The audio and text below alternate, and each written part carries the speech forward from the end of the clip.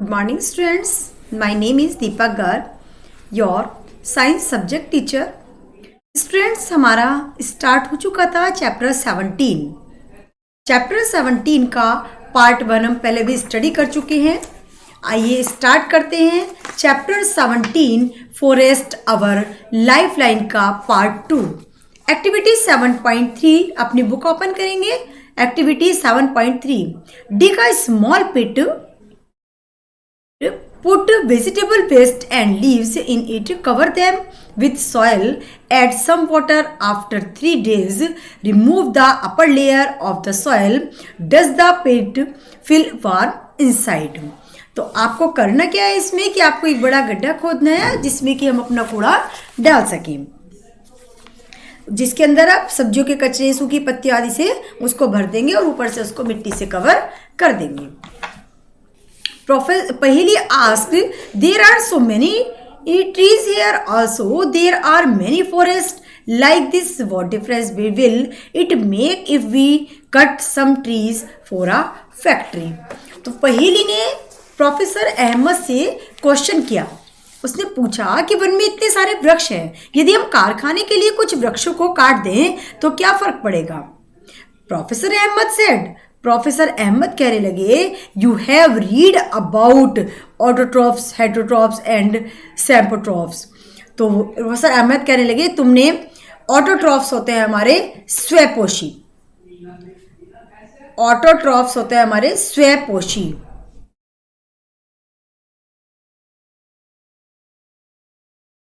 जो अपना भोजन खुद बनाते हैं, उनको कहते हैं ऑटोट्रॉफ्स। नेक्स्ट होते हैं हमारे ये हेटरोट्रॉप्स। हेटरोट्रॉप्स क्या होते हैं हमारे? हेटरोट्रॉप्स होते हैं जिनमें होता है परपोषी, जो अपने भोजन के लिए दूसरों पर डिपेंड रहते हैं। नेक्स्ट होते हैं हमारे सैपोट्रॉप्स।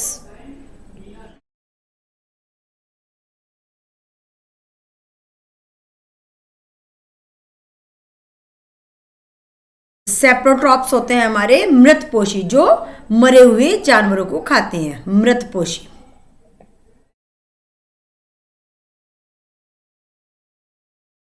तो हरे पादप किस प्रकार के भोजन का निर्माण करते हैं? सभी जंतु, चाहे वे हरी सब्जियां खाने वाले हों और चाहे वो मांस खाने वाले हों, भोजन के लिए डिपेंड रहते हैं वो प्लांट्स पर ही।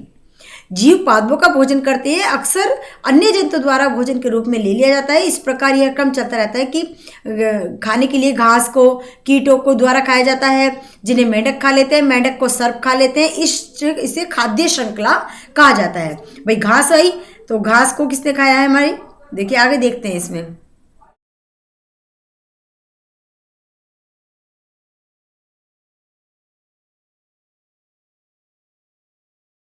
देखिए मेन चीज़ है हमारे समझने की ये कि हमारे सबसे पहले हुई घास। घास को किसने खाया? इंसेक्ट ने। इंसेक्ट को किसने खाया? फ्रॉग ने।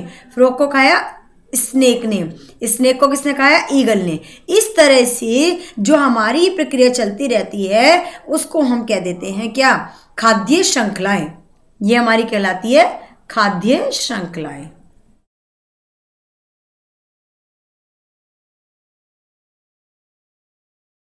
ये हमारी खाद्य श्रृंखलाएं कहलाती हैं। Professor Ahmed asked children to pick up leaves from the forest floor and observe them under a hand lens. अब प्रोफेसर अहमद ने बच्चों से वन भूमि की सतह से पत्तियों को उठाकर उंडे हैंडलेस से देखने के लिए कहा।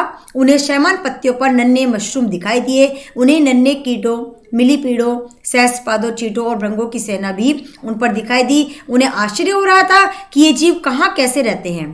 प्रोफेसर अहमद ने उनको बताया कि इनको आसानी से देखा जा सकता है। आसानी से देखने के लिए उन्होंने उसको बताया कि जो हमारे ह्यूमस होते हैं, सूक्ष्म जीव ऐसे भी थे जो मिट्टी के अंदर थे। पहेली को आश्चर्य लगा कि मशरूम या अन्य सूक्ष्म जीव क्या खाते हैं। प्रोफेसर अहमद उनको बताने लगे कि ये मृत पादपों और जंतु उत्कों को ही खाते हैं और उन्हें एक गहरे रंग के पदार्थ में परिवर्तित कर देते हैं। अब जिसको हम क्या कहते हैं? ह्यूमस कहते हैं। ये सब्सटेंस हमारा कहलाता है humus. They feed upon the dead plant and animals tissues and convert them into a dark colored substance are called humus. तो ये मृत पादपों और उतक जंतु उत्कों को खाते हैं, उन्हें गहरे रंग में के पदार्थ में परिवर्तित कर देते हैं, जिसे हम कहते हैं humus. You have learn about humus in chapter 9. आप चैप्टर 9 में भी ह्यूमस के बारे में आपने पढ़ा था. In which layer of the soil would you find humus? What is its importance of the soil? आपने ह्यूमस के बारे में चैप्टर 9 में जब पढ़ा था तो आपने देखा था कि मृदा के लिए इसकी क्या उपयोगिता है. क्या उपयोगिता है हमारी? The microorganisms which convert the dead plant and animals to humus are known as decomposers. तो पादपों और जंतुओं के मृत शरीर को ह्यूमस में परिवर्तित करने वाले सूक्ष्म जीव अपघटक कहलाते हैं. डिकम्पोजर्स होते हैं हमारे सूक्ष्म जीव, जो होते हैं वो हमारे अपघटक कहलाते हैं. These microorganisms play an important role in the forest. Soon Paheli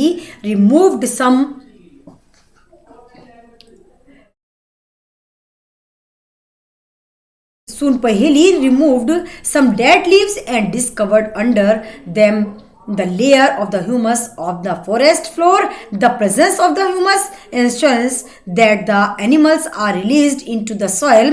From there, these nutrients are again absorbed by the roots of the living plants. What happens if an animal dies in the forest? Sheila asked. Tibu replied, the dead animals become food for vultures, crows, jackals and insects. In this way, the nutrients are recycled, so nothing goes waste into the forest. तो इन्होंने बताया कि professor Ahmad को याद दिलाया कि यही नहीं समझे कि वनों को हरे फेफड़े क्यों कहा जाता है.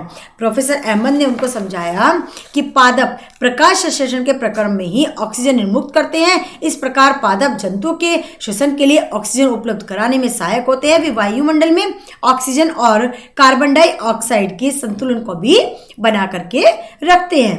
जैसा कि आप पिक्चर में देख सकते हैं, अपनी डायग्राम देखिएगा 17.10 में. 17.10 में आप क्या देख रहे हैं? Balance of oxygen and carbon dioxide. Balance of oxygen and carbon dioxide in the atmosphere. Figure 17.10 में आप देख सकते हैं कि हमारे वॉइस एटमॉस्फेयर में किस तरह से कार्बन डाइऑक्सीजन का बैलेंस बना हुआ है. The children cloud forming in the sky, Bujo recalled what he had learnt about the water cycle in class 6th. अब बूजो के दिमाग में एक छोटे से आने लगा कि भाई वन केवल पादपों और जंतुओं का आवास ही नहीं है, वन क्षेत्र में अनेक मानव समुदाय में भी रहते हैं. इनमें से कुछ विभिन्न जनजातियों के हो सकते हैं. टीबू ने समझाया कि ये लोग अपनी अधिकतर आवश्यकताओं के लिए वनों पर निर्भर करते हैं. वन उन्हें भोजन, आश्रय, जल और औषधियाँ प्रदान करते हैं. वन क्षेत्र में रहने वाले ये लोग वहाँ के अनेक औषधीय पादपों के बारे में भी जानते हैं.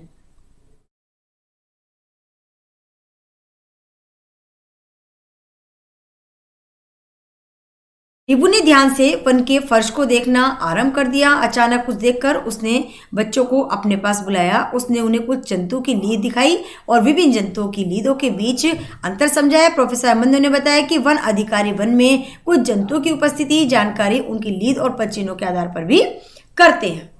तो Paheli while Boojho was drinking water from a small stream, he saw some there of stream. Figure 17.11. 17.11 में आप देख रहे हैं कि कुछ एनिमल्स ऐसे आ गए हैं जो अपने लिए पानी को पी रहे हैं.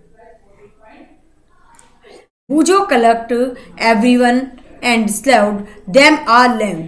तो बूजो क्या कर रही थी? बूजो इसमें देख रही थी कि विभिन्न प्रकार के मांस भक्षियों के लिए भोजन की अधिक उपलब्धता होने पर जंतुओं की विविध किस्में वन के पुनर्जन्म के लिए किस प्रकार वृद्धि करती हैं. इस प्रकार वन एक गतिक सजीव इकाई भी कहलाती है.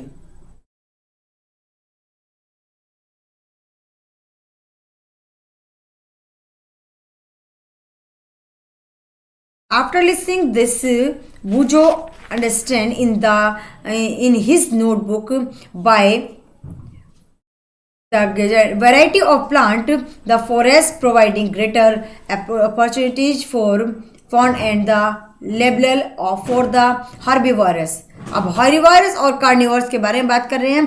Carnivorous, the wide variety of animals helps the forest to regenerate and grow, decompose,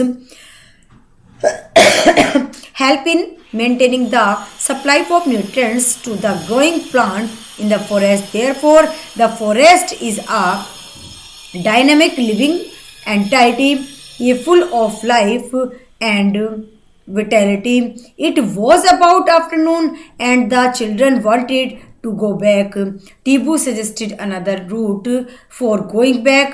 While they were going back, it started raining.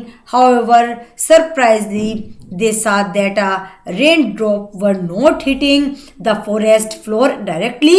The uppermost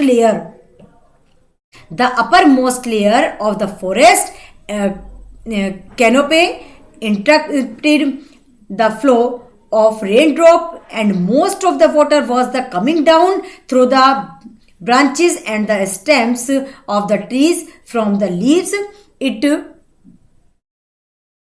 It was dropping slowly over the branches.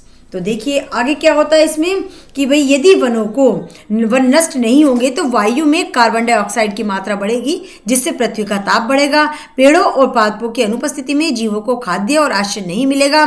पेड़ों की अनुपस्थिति में क्या होगा, मृदा जल को नहीं बांध सक पाती है, जिससे बाढ़ आती है। हमारे जीवन और वातावरण के लिए वन अपरोपण घातक है। सोचिए हम वनों को संरक्षित रखने के लिए क्या कदम उठा सकते हैं।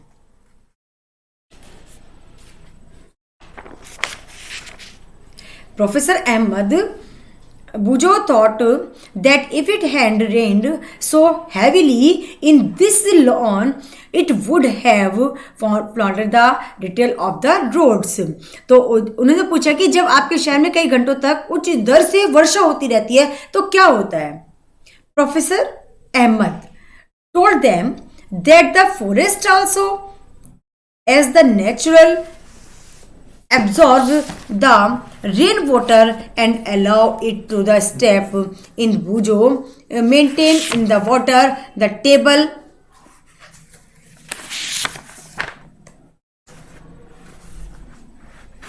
Professor Ahmed told them that the forest also acts as the natural absorber rainwater and allow it to seep. It helps maintain the water table throughout the year. Forest not only help in controlling flood but also help maintain the flow of water in the streams so that we get a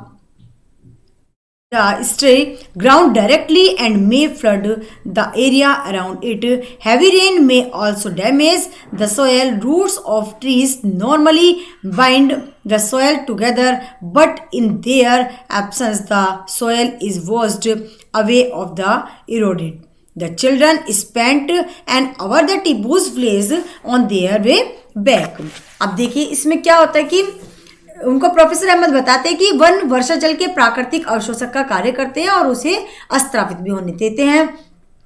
अब बच्चों ने देखा कि भाई ये गांव का मौसम काफ़ी सुहावना था। गांव वासियों ने उन्हें बताया कि आसपास से वन से घिरा होने के कारण यहाँ अच्छी वर्षा होती है, हवा भी ठंडी रहती है, यहाँ ध्वनि प्रदूषण भी कम है क्योंकि वहाँ वन से गुजरने वाले सड़क के वाहनों के शोर को अवशोषित कर लेते हैं। बच्चों ने गांव के इतिहास के बारे में भी जानना चाहा तो उसमें गांव का क्षेत्र इतना बड़ा नहीं था कि जितना आज है। यह वनों से घिरा हुआ भी सड़कों, इमारतों आदि के निर्माण, औद्योगिक विकास और लकड़ी की बढ़ती हुई मांग के कारण वनों का कटाव हो रहा है, वे लुप्त हो रहे हैं।